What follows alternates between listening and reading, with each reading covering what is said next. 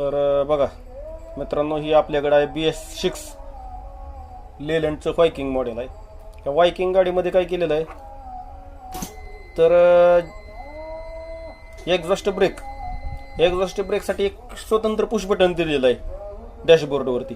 आणि ते स्वतंत्र डॅशबोर्डवरती दिलेल्या पुश बटनाचा वापर करून ड्रायव्हरनं ज्यावेळेस घाटातून गाडी उतरते किंवा उतराला गाडी उतरते त्यावेळेस गाडी कंट्रोल करण्यासाठी स्वतंत्र पुश बटन दिलेलं आहे. ते पुश बटन दाबून ठेवायचं, काढायचंच नाही.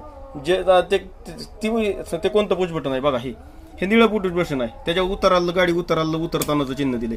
हे दाबून ठेवलं की इकडे इन्स्ट्रुमेंट क्लस्टरमध्ये हो ही लाईट लागून राहते, दिसते का? ही जी लाईट लागली ती एक्झॉस्ट ब्रेक आहे. म्हणजेच आता आपण एक्झॉस्ट ब्रेक ऑपन केलाय. ही असं केल्यामुळे काय होतं माहिती का, ज्यावेळेस गाडी उतारावरून उतरत असते किंवा घाटातून उतरत असते त्यावेळेस गाडीचं इंजिन RPM उतारावर उतरत असताना चाक फिरल्यामुळे इंजिनचं RPM वाढण्याची शक्यता असते. जरी तुम्ही ऍक्सिलेटर पॅडलवरचा पाय काढला तरी सुद्धा मागची चाकं इंजिनला फिरवत असतात आणि इंजिनचं RPM जास्त होत असतं. त्याच्यामुळे काय होतं माहिती का, हा एक्झॉस्ट ब्रेकचं जर बटन तुम्ही दाबलं तर गाडीचं RPM हे 1650च्या पुढे जात नाही. 1650 RPMलाच ही एक्झॉस्ट ब्रेक इंजिनचा RPM रोखून ठेवतो. त्यामुळे हा एक महत्वाची सिस्टीम या गाडीवर दिलेली आहे. तुम्ही काय करायचं, हे बघा, ही बटन बंद केलं की ती बंद होते.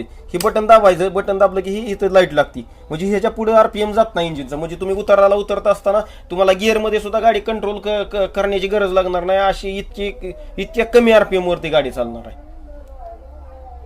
कारण उतरत असताना कशामुळे ही दिलेलं आहे, जर उताराला गाडी कंट्रोल होत नाही, बऱ्याच लोकांना कंट्रोल का होत नाही तर गाडी उतराला उतरत असताना समजा एखादा ब्रेक कमी लागला किंवा गिअर पडलं नाही, गिअर कंट्रोल झाला नाही तर ह्या सिस्टीममुळे काय होतं तर गाडीचं RPM इथं एक्झॉस्ट सिस्टीम मधूनच कमी केलं जातं. एक्झॉस्ट जाणारा धूर, जसं आपण गाडी चालू केली मोटरसायकल आणि त्याच्या सायलेन्सरला जर पाय दाबून धरला तर गाडी आपोआप बंद पडते. तशा प्रकारची सिस्टीम याच्यामध्ये केलेली आहे. हे पूर्णपणे बंद केलं जात नाही, पण जेवढं बंद केलं जातं त्याच्यामुळे गाडी आपल्याला कंट्रोल राहते. तर ही भारी सिस्टीम दिलेली आहे बघा. लक्षात राहू द्या, गाडी उतरत असताना सर्व लोकांनी याचा वापर करायचा आहे जेणेकरून गाडी कंट्रोल मध्ये राहील.